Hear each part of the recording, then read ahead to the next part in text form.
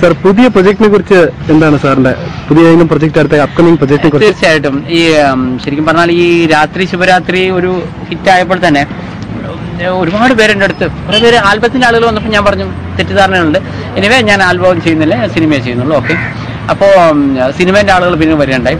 4 project പുതുതായിട്ട് എനിക്ക് വരുന്നുണ്ട്, 4 അതിലിപ്പോൾ ഫസ്റ്റത്തെ അതായത് അറ്റിച്ചിൻ്റെ 2ാമത്തെ വർക്ക് കാളിദാസൻ കവിത എഴുതുക എന്നുള്ള വർക്കാണ്. ഒരു കോമഡി ഫിലിമാണ് ഞാൻ വിചാരിക്കുന്നത്. കോമഡി ആണെങ്കിലും ഒരു പ്രേമത്തിൻ്റെ ഒരു പുതിയൊരു ഡെഫിനേഷൻ എല്ലാം കൊടുത്തിട്ടുള്ള ഒരു കോമഡി ഫിലിമാണ് വിചാരിക്കുന്നത്. തീർച്ചയായിട്ടും 8 ഗാനങ്ങളുണ്ടാവും, അതും പരമാവധി വെറൈറ്റി ആയിട്ട് ചെയ്യാനാണ്. 8 ഗാനങ്ങൾ അതിലുണ്ട്. 8 ഗാനങ്ങളുണ്ട്. ഞാൻ ഒരു സിനിമ ചെയ്യുകയാണെങ്കിൽ കുറച്ച് ഗാനങ്ങളും ഇതൊക്കെ ആയിട്ട് പോകണമെന്നുണ്ട്. പിന്നെ ബേസിക്കലി ഞാനിതൊന്നും എല്ലാ ജോലികളും ചെയ്യുന്നുണ്ടെങ്കിൽ എനിക്ക് ഇവയിലൊന്നും കാര്യമായിട്ടുള്ള ഞാനൊന്നുമില്ല. ഞാൻ ഇതിന് മുൻകാലങ്ങളിൽ ഒരു സിനിമ സെറ്റ് കണ്ടിട്ടില്ല. അതിൻ്റെയൊക്കെ ഒരു പോരായ്മകൾ തീർച്ചയായിട്ടും ഉണ്ടാവും. ഞാൻ പെട്ടെന്നൊരു ദിവസം ചാടിക്കറി വരികയാണ്. അപ്പോൾ ഇങ്ങനെയൊക്കെ ആണെങ്കിൽ കൂടി ഓരോ പരിമിതികളും കടന്ന് ഇപ്പോൾ 2ാമത്തെ സിനിമ ചെയ്യുമ്പോൾ എനിക്ക് കുറേ ഒരു ഫൗണ്ടേഷൻ ഉണ്ട്. എനിക്ക് അറ്റ്ലീസ്റ്റ് കൃഷ്ണൻ രാധയിലൂടെ എനിക്കിപ്പോൾ ഒരു ഇമേജ് ഉണ്ട്. ഈ ഇമേജ് എനിക്ക് ചിലപ്പോൾ അതൊരു ദോഷമാകുമെന്ന് എനിക്ക് പേടിയുണ്ട്. കാരണം ഇനിയിപ്പോൾ ആളുകൾ എക്സ്പെക്ട് ചെയ്യും. ഇപ്പോൾ ഒരു സോങ് എന്ന് പറയുമ്പോൾ എല്ലാവരും രാത്രി ശിവരാത്രി പോലത്തെ ഒരു സോങ് ഇങ്ങനെയൊക്കെ പറഞ്ഞു കഴിഞ്ഞാൽ അതൊന്നും സാധ്യമല്ല. കാരണം വെച്ചാൽ ഒരു സോങ് അങ്ങനെ, മറ്റൊരു സോങ് വേറെ രീതിയിലേ നമുക്ക് പറ്റുള്ളൂ. പക്ഷേ ആളുകൾ നമ്മളിൽ നിന്ന് അങ്ങനെയൊക്കെയാണ് എക്സ്പെക്ട് ചെയ്യുന്നത്. ആദ്യ സിനിമ എനിക്ക് ചെയ്യുമ്പോൾ സുഖമായിരുന്നു, കാരണം ആളുകൾ ഒന്നും ബ്ലാങ്ക് ആണ്, 0 ആണ്. ഇപ്പോൾ ആളുകൾക്ക് എന്നെ പറ്റിയൊരു എക്സ്പെക്ടേഷനൊക്കെ ഉണ്ട്. തീർച്ചയായിട്ടും 2ാമത്തെ സിനിമ ചെയ്യുന്നു. അതിനുശേഷമുള്ള 3ാമത്തെ സിനിമ ജിത്തു ബായ് എന്ന ചോക്ലേറ്റ് ബായി ആണ് 3ാമത്തെ സിനിമ വരുന്നത്. അത് ഓണത്തിന്റെ സമയത്തേക്ക് ഉടനെ തന്നെ തുടങ്ങാമെന്നുള്ളതാണ് പ്രശ്നം. എല്ലാ ഇതും ഞാൻ 3ഉം 4ഉം ലാംഗ്വേജ് ചെയ്യും. പരമാവധി ജോലികൾ ഞാൻ തന്നെ ചെയ്യുന്നതുകൊണ്ട് ഒരുപാട് സമയം വിചാരിച്ചതിലും കൂടുതൽ പോകും. സർ, കൃഷ്ണൻ രാധയും എന്ന സിനിമ എത്ര ഭാഷയിലേക്കാണ് ഇത് ഡബ് ചെയ്യപ്പെടുന്നത്? യഥാർത്ഥത്തിൽ ഓൺ ദ സ്പോട്ടിൽ തന്നെയാണ് ഞങ്ങൾ എടുത്തിരിക്കുന്നത്. തമിഴും ഹിന്ദിയും ഓൺ ദ സ്പോട്ടാണ് എടുത്തിരിക്കുന്നത്. പക്ഷേ ഇനിയിപ്പോൾ ഇംഗ്ലീഷ് ഞങ്ങൾ ഡബ്ബിംഗ് ആണ് വിചാരിക്കുന്നത്, ഇംഗ്ലീഷ് സ്പോട്ടിൽ എടുത്തിട്ടില്ല. അപ്പോൾ ജൂലൈയിൽ കേരളത്തിൽ റിലീസാവുന്നു.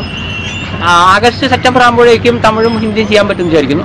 യഥാർത്ഥത്തിൽ ഞങ്ങൾ കൂടുതൽ ഹാൻഡ്സൈറ്റഡ് ആവുന്നത് തമിഴ്നാട്ടിൽ എങ്ങനെയെന്നുള്ളതാണ്. കാരണം തമിഴ്നാട്ടിൽ ഇതിൻ്റെ കാര്യങ്ങളൊക്കെ ആയിട്ട് ഞാൻ പോയപ്പോഴൊക്കെ ഭയങ്കര സഹകരണമാണ് അവർക്കുണ്ടായിരുന്നത്. മാത്രമല്ല അവിടെ പുതിയ ആളുകളുടെ സിനിമയ്ക്ക് നല്ല സ്വീകരണമാണ്. ഇവിടുത്തെ പോലത്തെ അയാൾ കറുത്തു എന്നുള്ള പ്രശ്നമൊന്നും അവിടെയുള്ള ജനങ്ങൾക്കും ഇല്ല. അപ്പം എനിക്ക് തോന്നുന്നു എന്ന് വെച്ചിട്ട് കേരള പ്രേക്ഷകരെന്നെ എഴുതി തള്ളുമെന്ന് എനിക്ക് തോന്നുന്നില്ല. എനിവേ അത്ര പ്രശ്നങ്ങൾ എനിക്ക് അവിടെ വരുന്നില്ല മാർക്കറ്റിങ്ങിൻ്റെ കാര്യത്തിൽ. പിന്നെ ഹിന്ദിയിലെ പ്രേക്ഷകർക്കും പുതുതായിട്ടുള്ള സിനിമകൾ വളരെ നല്ല സമീപനമാണ്. മലയാളത്തിൽ പിന്നെ അങ്ങനെ പുതിയ സിനിമകൾ അങ്ങനെ വിജയിച്ച ചരിത്രം വളരെ കുറച്ചേ കാണുന്നുള്ളൂ. എനിവേ ഇത് എല്ലാം ഇംഗ്ലീഷിൽ ഡബ്ബിംഗ് ആണ് പറയുന്നത്.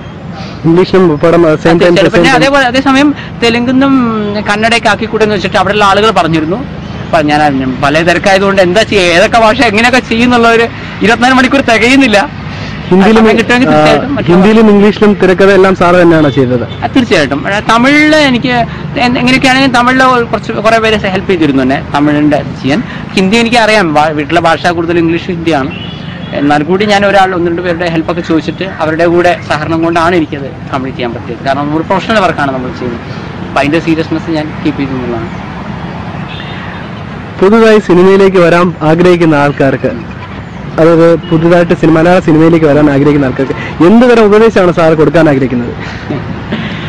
ഉപദേശം എന്ന് പറയുമ്പോൾ പ്രധാനമായിട്ടും എനിക്ക് പറയാനുള്ളത്, ഇപ്പോൾ നമ്മളൊരു സ്ഥലത്ത് കൃഷി ഇറക്കുകയാണെങ്കിൽ ആദ്യമായി അവിടെ വെള്ളമൊക്കെ ഒഴിച്ച് ആ ലാൻഡ് ഒന്ന് കൃഷിക്ക് അനുയോജ്യമാണ്. എന്നിട്ടാണ് നമ്മൾ കൃഷി ചെയ്താലാണ് അതിന് ഗുണം ഉണ്ടാവുക. അല്ലെങ്കിൽ ഏതെങ്കിലും ഒരു സ്ഥലത്ത് നമ്മൾ പെട്ടെന്ന് കൃഷി ചെയ്താൽ ഗുണം ഉണ്ടാവില്ല. അതുപോലെ നമ്മൾ ഫിലിം ഫീൽഡ് എന്നൊക്കെ പറയുമ്പോൾ അവിടെ ഒരു ക്ലച്ച് പിടിക്കാൻ കുറച്ച് പ്രയാസമുണ്ട്. അതുകൊണ്ട് നമ്മളുടെ ബേസിക് ഫൗണ്ടേഷൻ കറക്റ്റ് ആക്കിയിട്ട് മാത്രം ഈ ഫീൽഡിലേക്ക് വരാവൂ എന്നാണ് ഞാൻ പറയുള്ളൂ. എന്നാൽ ഞാൻ ഫൗണ്ടേഷൻ ഉദ്ദേശിക്കുന്ന അവനവൻ്റെ എഡ്യൂക്കേഷൻ. കാരണം ഇതിലിപ്പോൾ ഒരു സിനിമ ഹിറ്റാവാം, അടുത്ത സിനിമ പൊട്ടാം, അതോടെ നിങ്ങൾ ഫ്ലോപ്പ് നായികയായി ഇങ്ങനെയൊക്കെ വരുള്ളൂ. അതേസമയം അവനവൻ്റെ വിദ്യാഭ്യാസം ഉണ്ടെങ്കിലേ നാളെ ഒരു പെണ്ണിനെ പോറ്റേണ്ട അവസ്ഥ വന്നു കഴിഞ്ഞാലും ഒരു ജോലി എടുത്ത് ഒരാളെടുത്ത് സാർ എനിക്കൊരു ജോലി തരുമെന്ന് ചോദിച്ചാൽ അയാൾ ഫസ്റ്റ് കഴിയും മോനെ നിനക്ക് എന്ത് വിദ്യാഭ്യാസമുണ്ട്. സോ ഓവർ സിനിമാ ഭ്രാന്തായിട്ട് ഇതിലേക്കൊന്നും എടുത്തിച്ചാടി വരരുത്. അത് ഡയറക്ഷൻ്റെ സൈഡായാലും എന്ത് സൈഡായാലും അവനവൻ്റെ വിദ്യാഭ്യാസം വെച്ച്, അതേപോലെ തന്നെ അവനവൻ്റെ ഈ പരീക്ഷാ സമയങ്ങളിലൊക്കെ പരമാവധി സിനിമയിൽ നിന്നൊക്കെ വിട്ടു നിന്നിട്ട് എക്സാം വളരെ സീരിയസ് ആയി ചെയ്യും. അത് ഫൗണ്ടേഷൻ കറക്റ്റ് ആക്കിയിട്ട് സിനിമയിലേക്ക് വരാം. കാരണം അവിടെയെങ്കിലും ബൈ ചാൻസ് അവിടെ നിന്ന് പിടിവിട്ടാൽ. അതുപോലെ പുതുതായിട്ട് വരുന്ന നിർമ്മാതാക്കളും ഒരുപാട് പേര് എൻ്റെ അടുത്ത് സമീപിച്ചിട്ട് ഞാൻ പലരെയും ഒഴിവാക്കിയതാണ്. പല നിർമ്മാതാക്കളെയും ഞാൻ ഒഴിവാക്കിയിട്ടുണ്ട്. അത് എന്തുകൊണ്ട് അങ്ങനെ ചെയ്യുന്നു വെച്ച് കഴിഞ്ഞാൽ പലരും മറ്റു പല ഉദ്ദേശങ്ങളിലൂടെ വരുന്ന ആളുകളെ ഞാൻ പ്രോത്സാഹിപ്പിക്കാറില്ല. ഞാൻ എല്ലാവരും പറയുന്ന കാര്യം അതിന് പറ്റുന്ന ഫീൽഡല്ല ഇത്. അതിന് പറ്റിയ ഫീൽഡല്ല. ആളുകൾക്ക് അങ്ങനത്തെ എന്തൊക്കെ ചില തെറ്റിദ്ധാരണ ഉണ്ടെന്ന് എനിക്ക് തോന്നുന്നു. അതല്ല ഈ ഫീൽഡിൽ വരുന്നത്. കുറച്ച് സീരിയസ് ആയിട്ട് ചെയ്യണം. അല്ലെങ്കിൽ നമ്മൾ മൊത്തമായ കുത്തുകളെടുക്കും. ഫിലിം എന്ന് പറയുന്നത് അതിനെപ്പറ്റി ബേസിക് ആയിട്ട് ഞാൻ ഉണ്ടാക്കി ഏതെങ്കിലും ഒരു സിനിമ സെറ്റെല്ലാം പോയി മിനിമം നോളജ് ഉണ്ടാക്കിയിട്ട് മാത്രമേ അതുപോലെ തന്നെ ഈ അസിസ്റ്റന്റുമാരായിട്ടും ടെക്നിക്കൽ സൈഡിലൊക്കെ വരുന്ന ആളുകൾ കുഞ്ഞു കുഞ്ഞു റോളിലൊക്കെ വരുന്ന ആളുകളോട് ഏറ്റവും പറയാനുള്ളതേ ഉള്ളൂ, പണം, ബുദ്ധി, അത്യാവശ്യം കഴിവുണ്ടെങ്കിൽ സ്വന്തമായിട്ട് കാര്യങ്ങൾ ചെയ്ത് ആളുകൾക്ക് പ്രൂവ് ചെയ്യുന്നതാണ് നല്ലത്. അല്ലെങ്കിൽ ജീവിതകാലം മുഴുവൻ ആരെങ്കിലുമൊക്കെ ചീത്തയും തെറിയും കേട്ട് അസിസ്റ്റന്റ് ആയിട്ട് ജീവിക്കേണ്ടി വരും. ജീവിതകാലം മുഴുവൻ ഇങ്ങനെ സബ്ബായിട്ടും ഓരോരുത്തരുടെ ഡ്യൂപ്പായിട്ടും ബാക്കിൽ ഡാൻസ് ചെയ്യുന്ന ഒരാളായിട്ടൊക്കെ നമ്മൾ മരിക്കുന്നതെന്ന് വരും പോകും. കയ്യിൽ പൈസയൊക്കെ ഉണ്ടെങ്കിൽ സ്വന്തമായിട്ടൊക്കെ ചെയ്തു കഴിഞ്ഞാൽ നമുക്ക് പ്രൂവ് ചെയ്യാൻ സാധിക്കും അറ്റ്ലീസ്റ്റ്.